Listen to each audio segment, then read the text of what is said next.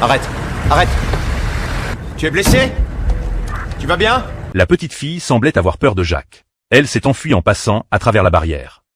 Hé, écoute-moi, je peux t'aider, je vais pas te faire de mal, je te promets. Tu peux nous faire confiance. Non, attends! Peu après, Jacques a finalement retrouvé la petite fille. Il fallait pas que je demande de l'aide, mais il va mourir. Qui va mourir? Mon frère.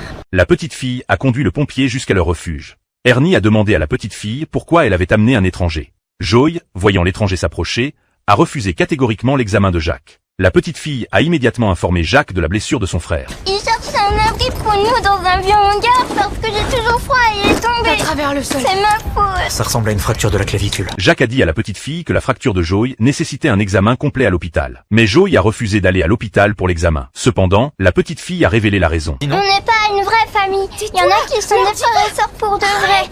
Mais quand le père de notre famille d'accueil a été arrêté, on s'est enfui parce qu'il voulait nous... Joy craignait qu'une fois hospitalisée, la petite fille soit arrêtée par la police. Mais Joy perdait trop de sang et sa vie était en danger. Ernie essayait toujours d'empêcher le pompier d'emmener Joy à l'hôpital. À ce moment-là, Joy s'est évanouie et est tombée dans le coma. En voyant cela, Jacques a immédiatement mis Joy dans le camion de pompiers. On veut venir, nous aussi.